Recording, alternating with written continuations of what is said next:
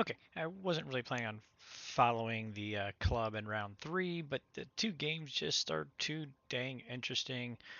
Um, Playing against Matzestinkt, who is just a phenomenal player, and so this is the 1v1 game where I seasoned 37 because he sent his battleship to 13. Um, he took his Japan 2 turn and made the comment in the Discord chat that pretty remarkable that Japan will be confined to its two little sea zones after round one, which is true. So with the UK, I had baited him to try to attack Arch, and he did, and he had poor results for one. But the main reason I did that, I think I talked about this. I can't honestly, I've talked too much. I can't remember what I talked about.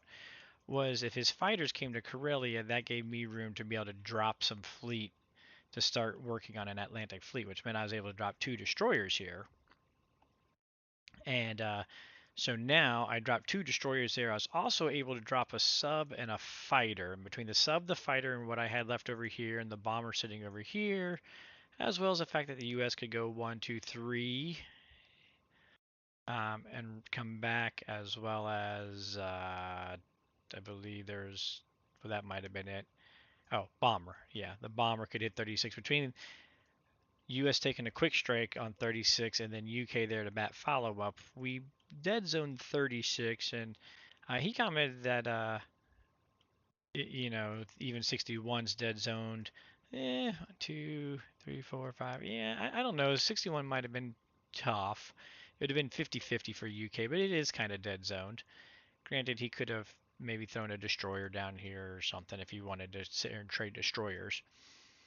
But anyways, we got him confined, and this does also mean we're going to be able to stack Borneo on US2, which in and of itself is very powerful. We almost, if we wanted to play the gamble, we could take Philippines with the US2 and really put some pressure on him, but it would give him like a 55 or 60% shot on the fleet.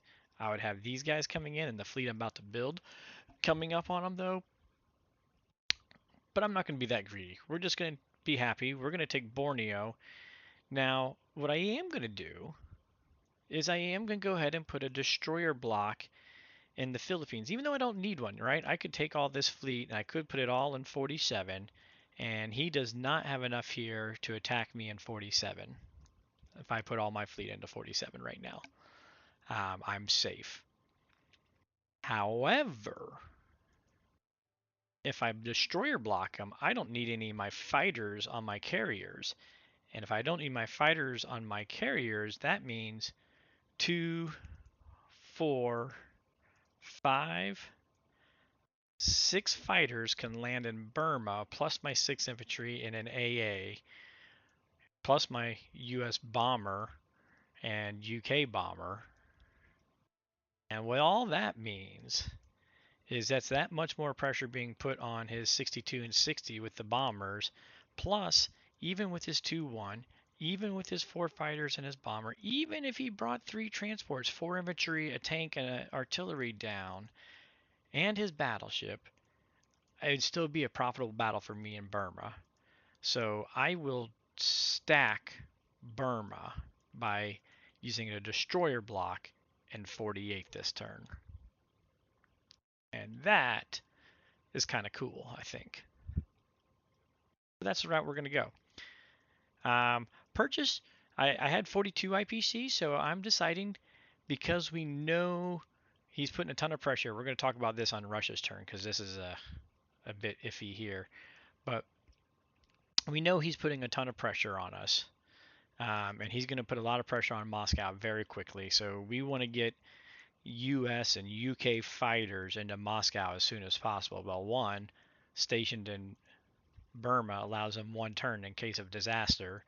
Two, hopefully we're going to be able to build a carrier next turn and bring this guy on back and then start doing my two UK fighter turn fighter pump into Moscow. And if we build fighters now and US2, US3 they could potentially fly to 61 and US4 in Moscow if I get my fleet into 61. I don't know if that's going to happen or not yet. I haven't really looked at that fully out yet, but nonetheless, it's a possibility. And so I'm just going to take that possibility of a US2, US3, US4 fighter for a G5. I really think he's going for a G6 timing. He did build a tank in Italy as Germany on 2, so that means he doesn't really have faith on the infantry making it from there. So if an infantry had been here, it would have been 3, 4, 5, 6, 7. The fact he built a tank means he's hoping to beat 7. So probably looking at a 6 timing. And so if we can get fighters in there on US 5, that's all the greater, which means we could potentially build on US 3 fighters here that could go 4, 5 as well.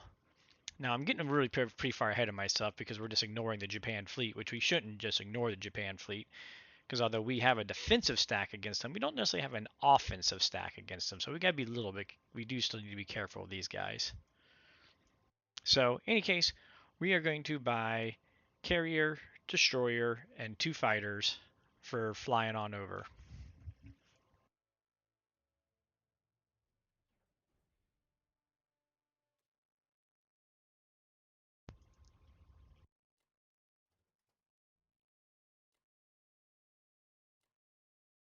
I don't like to play with the dice gods. We are just going to take everything we can. Oh wait, whoa, whoa, whoa, whoa, whoa, whoa, whoa, whoa, whoa, whoa, whoa, wait. I don't want the fighters going there. That's the one thing I forgot about my strategy. That battleship had better strike. I need a good solid hit with that battleship. Um, hmm. But yeah, shoot. Cause I think I need all 6 fighters in Burma too. I don't want to try and pull off a 5 fighter in there. Possibly, maybe. I'm gonna run the odds real quick. So actually, on looking at it, I think I will use, just because I want to make sure I take this, I will use 1 fighter. So I still will have 1 US fighter, 2, 3, 4, 5. I forget about this guy can come on down as well to make 6. And I feel comfortable with 6 there. I do feel comfortable with 6.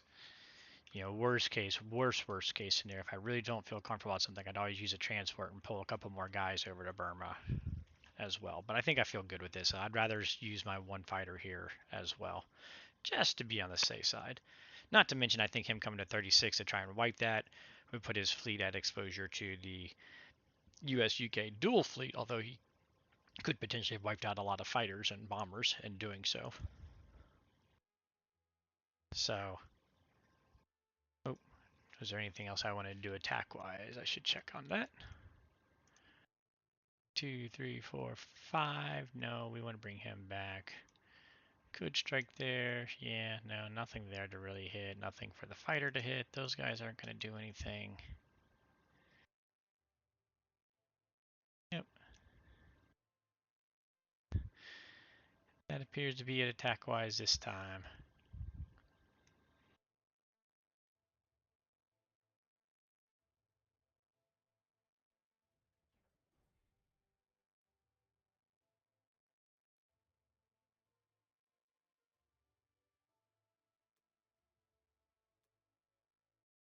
Now, of course, the battleship will hit, and all that thinking and fretting would have been for nothing, but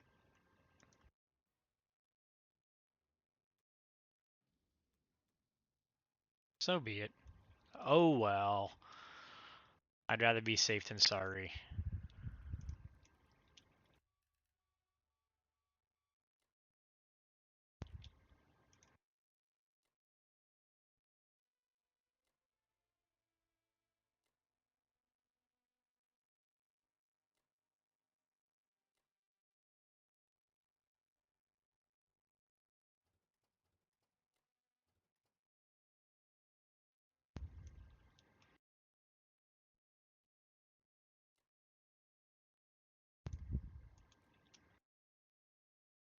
He's got 3 that can hit there. I got 1, 2, 3, 4. No transports on it, so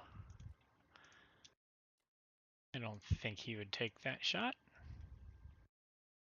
Subs, he's got the 3 destroyers there, so he has done a good job building them, so the subs need to stay safe too, for the time being.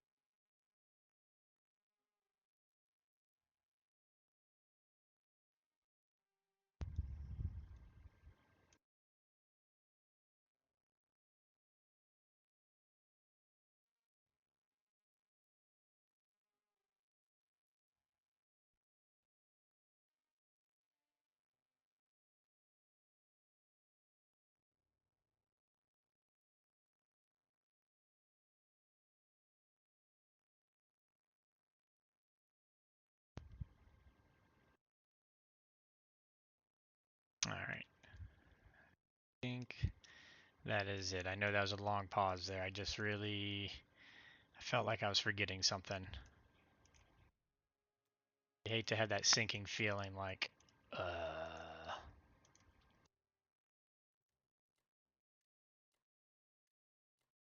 go. I know one thing I did want to do.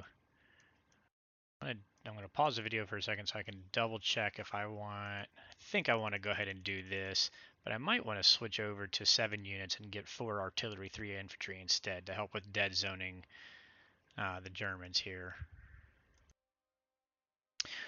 Okay, so here's the deal with Russia. I looked at different options of what I could do, and unfortunately I can't stack here unless I kill West Russia, right? Otherwise they can blitz 14 tanks and 5 fighters through. So I can't stack here without killing here. Now I did move my infantry into fighter range, so I've already kind of shown you guys I plan on attempting to stack here and kill here. The kill here is going to be tough because I want to make sure I keep enough to dead zone this next turn, because I don't want him to just plow right into West Russia next turn. I want to make him have to wait at least until G4 to stack West Russia. So I want to get a dead zone on there if possible. So that's what we're going to try to do, is stack here and get a kill here and move enough people forward to dead zone this, which will require a 4 artillery, 3 infantry build to do it. So I'm going to lose 1 defensive unit in the future, but it may buy me a turn of him not being in West Russia quite yet stacked. So I'm going to say it's going to be worth it in that case. Now the bad news is I had to take this. It's an 83% shot to win West Russia, but I'm going to have to risk both my fighters against the AA, which would throw everything off, the whole dead zone and everything if I end up losing that anyways. Plus, just the battle I have is a little bit questionable. If I do lose 1 fighter, I should still hold on to my here, but I do need to take this to protect Moscow. But in that event, he probably will be able to stack West Russia. So it's kind of a sticky situation, one way or the other. I could take it forcefully with ground units, but then I would definitely not have enough to the dead zone there, and it'd even be questionable on my Caucasus stack. So definitely is going to be tight. But here we go. 3 infantry, 4 artillery build.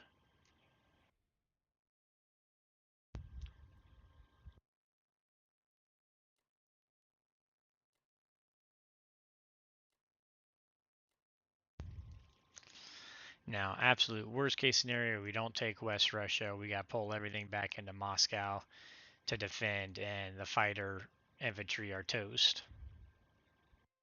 That's worst case scenario. Hopefully we don't have to see that, but it certainly is a possibility if we do not take West Russia. So here we go. Come on, dice gods. We're spinning around, making sure we're facing south, and let's go.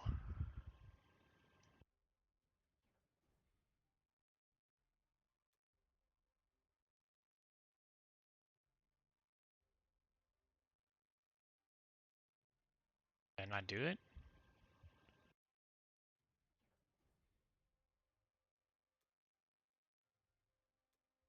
No whammies, no whammies, no whammies.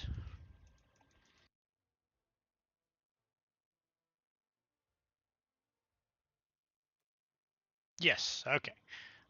I'm already happy. Now, let's kill them.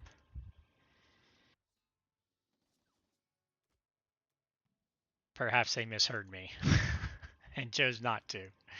Come on, let's finish them.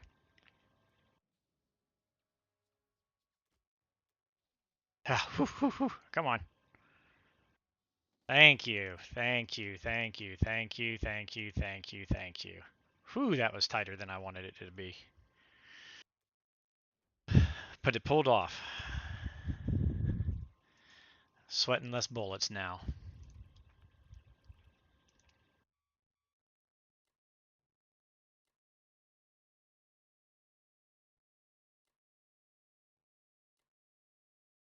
Now, I would love to put one here and three guys here. You're saying why am I putting a stack of three into a dead zone, which is what I'm doing.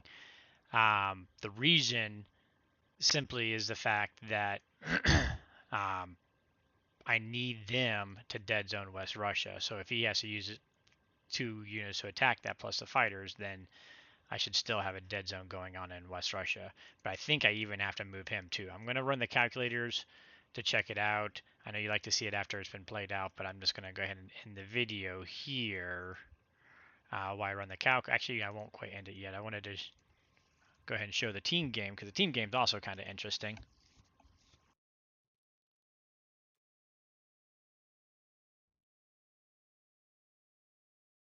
So the team game, we did my UK twist here.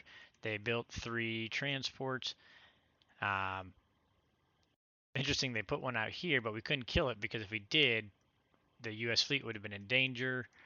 Um, we were able to actually push into a Ukraine stack while holding West Russia, which is going to throw off German logistics, even though Germany was able to stack Karelia.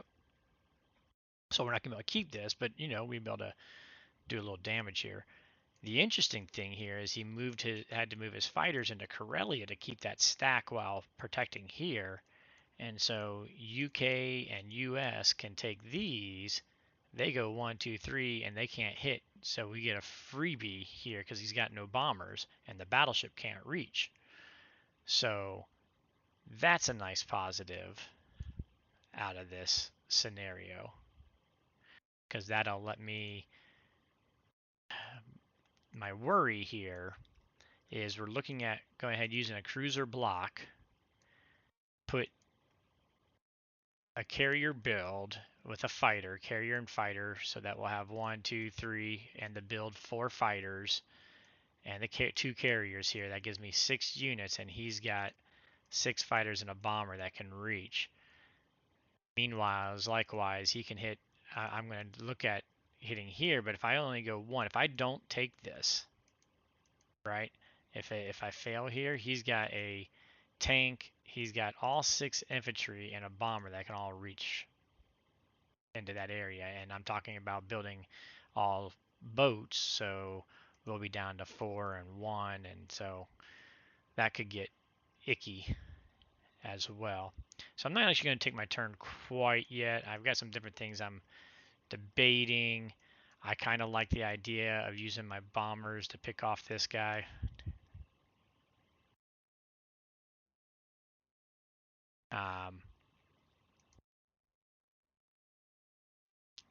But perhaps not. I just want to make sure that Russia feels comfortable hitting both of these, although he does have that AA gun he put in there, so that may be tricky. Maybe they'll just hit him and retreat. I don't know. I probably won't hit him then.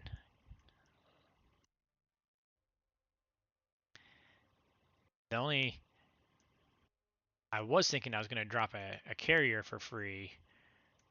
I guess now I'll have the cruiser that can reach there, and I can put the 2 bombers in and get 1 fighter into here. So I have 2 bombers and a fighter to dead zone these 3, 2 bombers and a cruiser to dead zone 14. So we should be getting this guy dead zoned at least.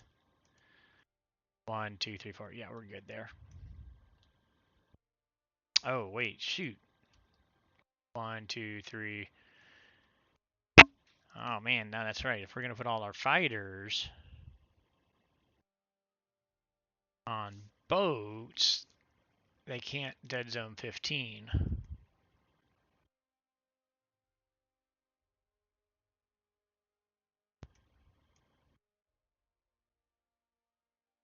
Put my cruiser here and the battleship comes out. I'll have my 2 fighters.